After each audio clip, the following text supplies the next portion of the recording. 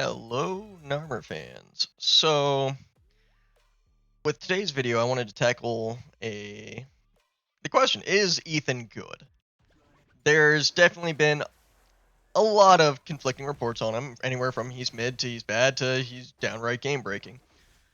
And the answer is always just somewhere in between. But in order to really get to the answer that we're looking for here, we're going to have to figure out what is worth drawing for, what is worth spending wish crystals on. And I'm often seeing things where people are doing an analysis that doesn't really get them the answer that they should be trying to get. So, when looking at who you want to wish for, like right now we have Ashley, we have Ethan, and then we have a bunch of new espers apparently dropping in the next patch. The main idea you're going to be looking at is gap analysis mixed in with the uniqueness of the esper itself. Then you also have to weight it based on the content that it is applicable in. So whenever you're looking at an esper, somebody who is better at PvP or fills an important niche in PvP is generally going to be weighted a lot higher than those that fill a niche in PvE.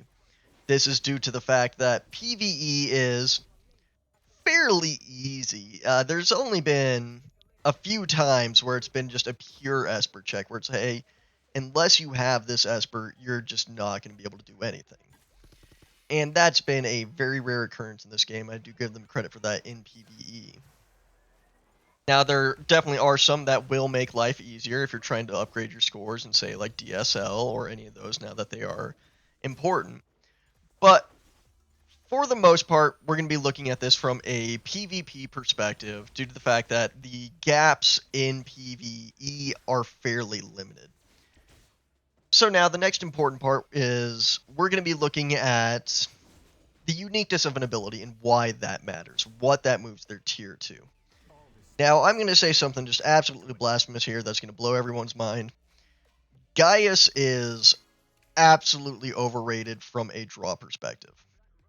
Now, don't get me wrong, he is probably the best DPS Esper in the game. But he doesn't do anything that is unique, really. He hits really good, and his kit is just good. But that's really all there is to him. He's not actually bringing something that only he can do, that nobody else in the game is able to do. From that perspective, yeah, there's plenty of espers that can hit with big numbers. And we're even seeing a lot of them used in PvP now over Gaius. And this is mostly because of the lack of utility in his kit. All he really has is big number and debuff clear. Both are very good things, very important things. Don't get me wrong, having a copy of Gaius does make life a lot easier. But when you're looking at what to spend your crystals on, especially if you are a free-to-play player, that's where he kind of begins to be a lot less great than he gets credit for, due to the fact that he is able to be replaced. I could get to point, as shown by this comp, I've gotten to point war 18 without using a Gaius. Most of these defense comps in the tank meta aren't using Gaius. I've done all of Temporal Tower, all of Infinity Tower, I did all of the Calamity Tower without Gaius. So it's all very possible without him. He hits good, but again, going right back into, he's not doing anything unique. So that's the main item that I often look at when I'm looking at espers. So like when we're looking at Ethan, is he good? The main thing to look at is that he has an ability that is absolutely unique. There is no other unit in the game currently that can do turn 0 speed. Then on top, well, sorry, outside of speed leads. And it is also a unique buff, so it'll be able to stack going forward. So this gives him a very unique niche. And whenever I say somebody has a niche, everyone is a niche character ultimately, and it's whether or not their niche actually matters. And in this case, is speed a niche that matters? Yeah, speed is a niche that matters. Of course it does, because ultimately going first in this game gives a massive advantage. So he is definitely good from that perspective. He has a unique ability. He is the only one that can do it, and he does matter in PvP even with this current meta. So again, back to what we're looking at when we're trying to roll for espers. We know now that he does have a niche that he fills and that he has a unique buff to him. So definitely something unique. And he's not the, again, this is very generic. I want you all to be able to look at any esper that comes out and be able to do kind of this math in your head on whether or not this esper is right for you. And also worth noting, an esper is right for you if you like that esper. Just pull that esper, enjoy it. This is a game, have fun. But if you're trying to min-max, these are the items we're still looking at. So he gives us the speed buff. Nobody else in the game can do that. So there's going to be a gap. And this is where we're looking at why it's unique, is because this gap is so critically important. The gap between the haves and the have-nots. If you have a unique ability that is required in the game, that is a massive gap. And as the meta continues to develop, if speed becomes the most important item again, right now tanking is the most important item, so having really good tank espers. But if speed becomes the number one item in the meta again, it's going to become the absolute most important esper in the game. And you will end up in kind of the same situation that we had with Abigail, where Abigail has an incredibly unique ability. And I underrated her at the time, and I really regretted that. And her ability is that she's able to res them and push them to 100%. Resing is only done in 2 characters, but the res and push is what makes it super unique. So it gives a lot of utility in it, despite the longer cooldown. You kind of work around that with Abilamon as well as Ocean Waves. So Ethan is probably going to end up kind of in that same camp there, where those who do not get R2 Ethan may end up heavily regretting it when they cannot forcibly get R2 Ethan, since he is going to be the only option for guaranteed speed off of your speed lead position. So you can stack him with another speed lead, and you just guarantee basically that you're going to get first against somebody who doesn't have R2 Ethan. So that's the haves versus the have-nots. The haves will just always be faster in PvP, which, depending on your build, is critically important. I mean, like, you look at my current Narmer build, if I do not go first, I'm going to lose. Speed is absolutely critically important to me, so I definitely needed that buff. That's why I was really happy to try this out. If the speed meta comes back, he is going to be absolute S tier. You will be unable to push into high point war without him, just because you will never win in speed in that case. Like you can see right here where I lose because Arclera's had the same speed, so I had to drop out of this fight immediately because there was no way I was going to be able to win this. But so that's an example where speed matters. And as you're noticing, I do not have Ethan in almost any of these battles. This is the first one I'm showcasing that Ethan is actually in my match. But because I have this unique ability, I'm able to flex him.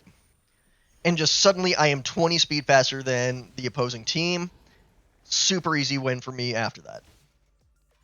So this is where having that niche becomes critically important, is I can guarantee I'm going to go first. Now, when we're looking at the balancing, always weight PvP higher than PvE. Even if you're not super deep into PvP. The main reason why is PvE is very flexible in its builds. Ultimately, there's a lot of people that can do what you need there.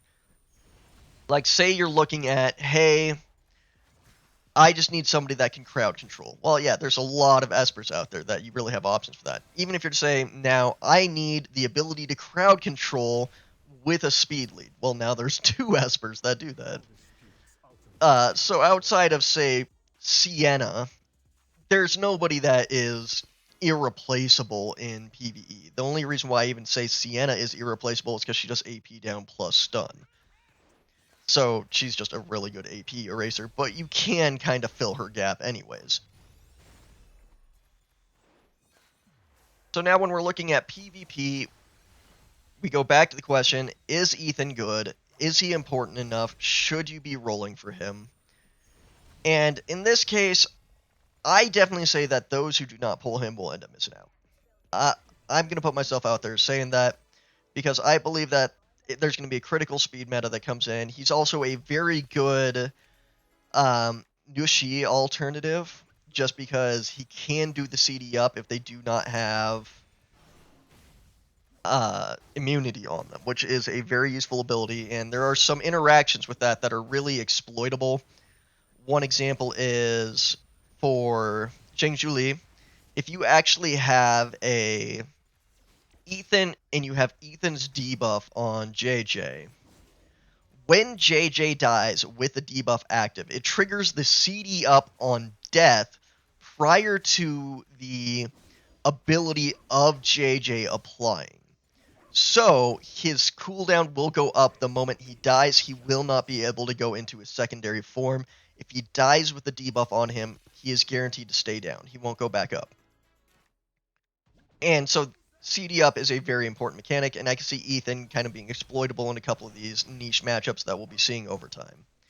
I mean, he's also really good against Cecilia because you're able to get the CD up on the entire team prior to them getting resurrected. That way, as soon as they are resurrected, they do not have their cooldowns. You're able to instantly re-kill them. So that's where I'm really seeing him as Nushi light. If you have Nushi, yeah, that's a CD up. AoE is already a niche you have perfectly covered. Don't worry about it. That's not a super duper unique niche to fill. So again, it's mostly just going to be that speed item. And in PvP, speed is always going to be super important. Whoever goes first has the initiative. Like you see it with Storm here. I had no chance. Like, what am I going to do from here? I see him get off his Nushi ult. I'm too slow. So my options would be to put in a speed lead and go first. Or I can just put in Ethan, and he is able to operate the same as a speed lead, but give me a really good buff. In this case, I'd be looking at what speed lead would actually bring for me. Because if you look at it, the speed lead, you have Ollie, he hits okay in terms of how hard he's going to go on his S3. A bit of survival, but on like turn 1 for a lot of these cleave comps, he's not adding a huge amount. Same with T. Yes, she does AP distribution, which is nice, but I don't need extra speed. I just need a little extra speed in this case. So he is perfect for that because he's able to give me a good amount of damage, plus 20% crit damage, make sure that everyone's easily at 100% crit. And that's how one of my builds that we'll be looking at defense actually operates. Is you only need 50% total crit with him plus crit buff. So he is more useful than most captains. The other notable captains would be the epic crowd control captains with either Long or Parmy. They are useful, and being useful is very much important. So you'll like see right here where Troyak is attacking into me. He has Ethan and a speed lead, despite the fact that I have crazy speed, not even a chance against him. So then he's able to just go in and just nuke me down just like that. Going first is such a strong advantage, and he just absolutely fills that niche. And as you can see, he just immediately leaves because my Clara has speed advantage on them. I was just going to pop up, nuke their entire board, and they had zero chance. So, the PvP niche. Yes, he has that niche. He is very good at that niche, and it is a very important niche to fill. So I would say that, yes, you should be pulling for him if you're able to get to R2. If you're not able to get to R2, a very important aspect of him is that you're able to start working your way to R2. Because even if you only have 1 copy or 2 copies, then you're getting close to having him as a available option. But I also understand it's that you may want to wait to see whether or not there's a more important niche. That's where we get to the explanation of gap analysis. So when I say gap analysis, what we're looking at is, does an Esper do something for your team that is missing and important? So, like, when we're looking at Gaius here, Does Gaius fill a niche on most people's teams? No, he's a DPS. You can replace a DPS. There's a lot of different options you have there. They're not as good as him, but even if you're saying you're doing 5-10% worse, that's only 5 or 10%. That's not a huge problem. When we're looking at Ethan, again, nobody fills his niche, and he fills a part of a gap on a team in terms that he gives you flexibility at captain that you did not previously have before. Because previously, only way you're going to get speed is to have a speed lead. Without Ethan, that's the only way you're finding it. With Ethan, he is the equivalent of an epic speed lead off on your bench, and you have the ability to then flex him higher. I know this is all getting very repetitive, but this is just the math that you have to do in your head every single time that you're looking at these events. So that's really where I'm looking at. Is Ethan good? Yes. He makes you go first. And that is, in Dislight, an incredibly powerful niche. One of the most important that you can have in the game. So I would say, after I've been playing around with him all these weeks, yeah, he's 100% worth rolling. There are also a few key interactions that are important on him, such as counterattacking. There is floor 313 in Hell mode difficulty has generated some level of notoriety because the boss always counterattacks and removes your buffs and does all kinds of dirty deeds that just make life much harder, right? Well, if you have Ethan, you just put up his S2, the boss will kill himself. Since every attack he counterattacks, you just run 4 tanks in Ethan. A few attacks later, he's gone. Another cute interaction I was able to find was on Phobiter, Temporal Tower, level 50. His ads triggered Ethan's debuff, so I actually killed them in this month's climb, because each time they would counterattack me, they took, 150,000 damage, so that was entertaining. So he does at least have a PvE niche to him, but again, you can do PvE with completely just epic espers, so I would say that's not a spot that you need to worry about. And I think that's about all my thoughts on Ethan at this point. I do highly recommend that if you're able to get him to R2, pull him, or else you might end up in the FOMO mode when everyone was chasing Abigail after 2 or 3 months because we realized that she was actually completely cracked. In Point War 18, I have been seeing an increase in his usage. Quite a few people have him at R2. Then there's actually a couple of people running him at R6, which is downright terrifying. And I've been saying this since day one, Ethan is cracked in PvP. And I'll still say this after 2 weeks, Ethan is definitely cracked in PvP. So feel free to comment what you believe on Ethan. Feel free to disagree with me. I'm always happy to discuss various ideas that I missed on this. I hope y'all have a fantastic day.